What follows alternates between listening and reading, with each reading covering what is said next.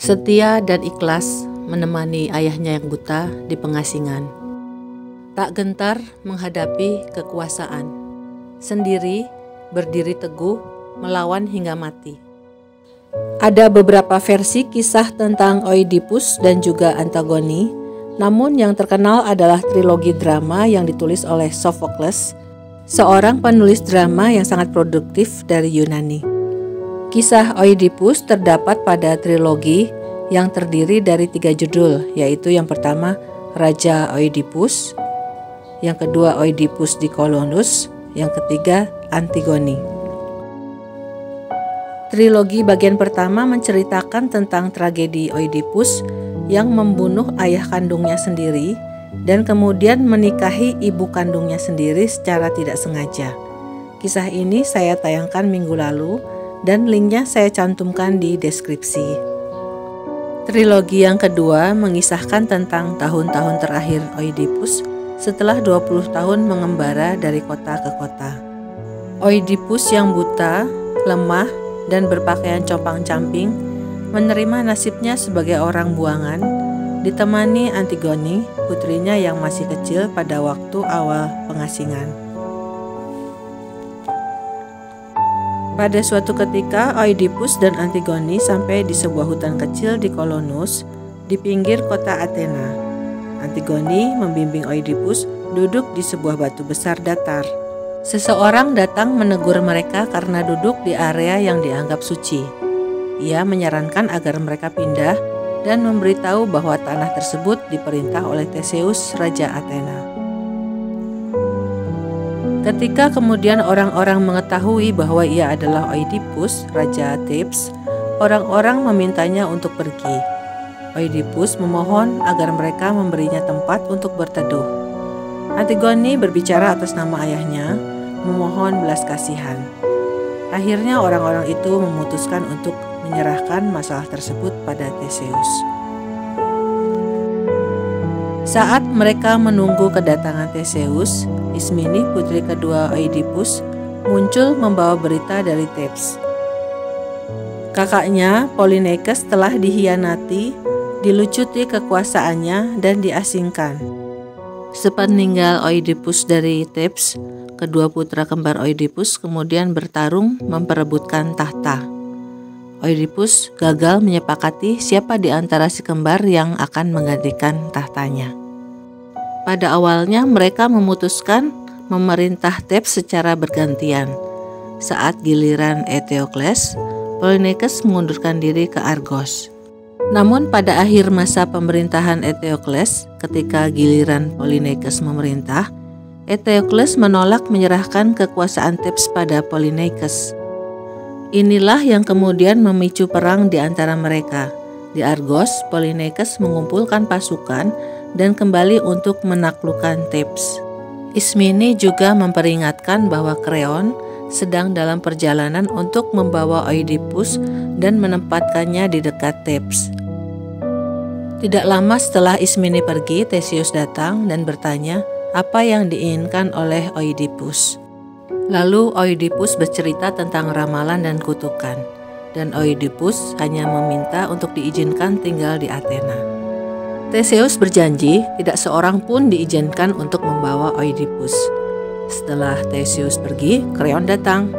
Kreon meminta Oidipus untuk pulang ke Thebes. Kreon juga mengatakan bahwa Antigone yang belum menikah adalah sebuah aib. Mungkin seperti itu pandangan orang pada masa itu.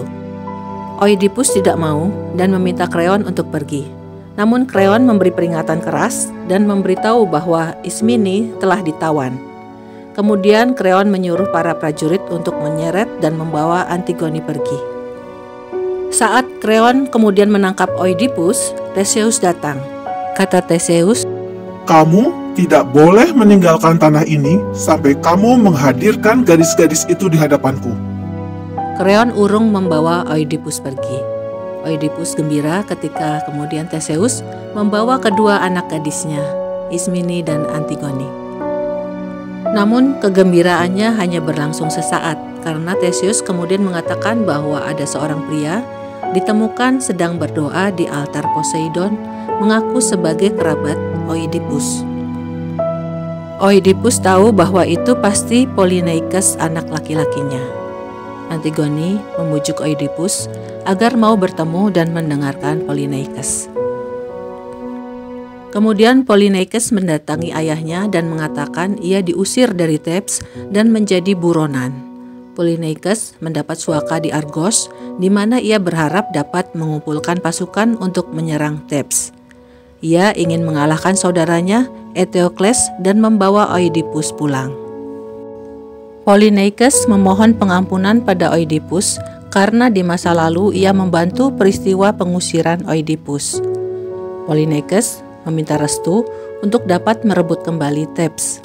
Namun Oedipus menolak dan mengutuk kedua anak kembarnya itu akan saling membunuh dalam pertempuran memperebutkan tahta Thebes. Rupanya Oedipus masih sakit hati dan merasa dikhianati karena kedua anak laki-lakinya yang seharusnya mendukungnya pada saat ia diasingkan malah lebih mementingkan ambisi politiknya. Dengan kecewa kemudian Polyneikes pergi. Tidak lama setelah itu terdengar suara guntur. Guntur itu berasal dari Zeus yang merupakan pertanda bahwa waktunya bagi Odysseus untuk mati. Oedipus mengatakan bahwa ia akan mati dan ia hanya akan bersama Theseus ketika waktu itu tiba. Tempat dan kematian Oedipus kemudian menjadi misteri dan hanya diketahui oleh Theseus. Theseus hanya mengabarkan bahwa Oedipus telah dimakamkan. Konon rahasia tersebut adalah bertujuan agar Athena selalu terlindungi dari Thebes. Ada sebuah ramalan yang mengatakan bahwa kota yang memberikan perlindungan terhadap Oedipus akan diberi perlindungan. Mungkin pengetahuan akan ramalan tersebut pula yang membuat Kreon dan Polyneikes membujuk Oedipus pulang ke Thebes. Selama pengembaraan Oedipus, ternyata hanya Theseus yang memberikan perlindungan. Konon makam Oedipus melindungi orang-orang Athena dan membawa keberuntungan setelahnya, seperti yang diramalkan oleh orakel. Setelah kematian Oedipus, Antigone kembali ke Thebes pada saat kedua saudaranya, Polyneikes dan Eteokles saling berperang. Polyneikes memohon pada saudara-saudara perempuannya agar ia dimakamkan bila ia mati. Pada akhirnya, kedua anak kembar itu terbunuh. Kreon sang paman mengambil alih kepemimpinan Thebes. Kreon menolak memberi pemakaman yang layak untuk Polyneikes. Sementara untuk Eteokles, Kreon memberi pemakaman yang layak. Polyneikes dianggap sebagai pengkhianat negara karena telah membawa perang ke Thebes. Kreon sengaja membiarkan mayat Polyneikes tidak dimakamkan agar dimakan anjing dan burung hering pemakan bangkai. Bukan hanya menolak memberi pemakaman yang layak, Kreon juga melarang siapapun untuk memakamkan Polyneikes. Antigone memilih untuk tidak mentaati Kreon. Antigone mengajak Ismene untuk memakamkan Polyneikes, tapi Ismene terlalu takut pada Kreon dan menolak ajakan Antigone.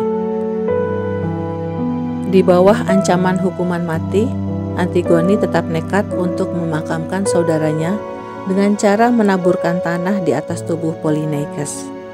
Hal ini perlu dilakukan untuk memenuhi syarat ritual sehingga roh Polyneikes bisa diterima di alam baka. Sebuah tindakan beresiko besar yang menunjukkan keyakinannya pada hukum moral di atas hukum negara. Anak buah Kreon memergokinya dan membawa Antigone ke hadapan Kreon. Sebagai hukuman, Kreon memerintahkan agar Antigone harus dikubur hidup-hidup.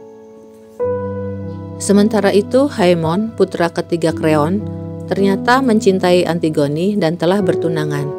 Haemon datang dengan rasa hormat pada ayahnya, mencoba berunding dan mohon pengampunan.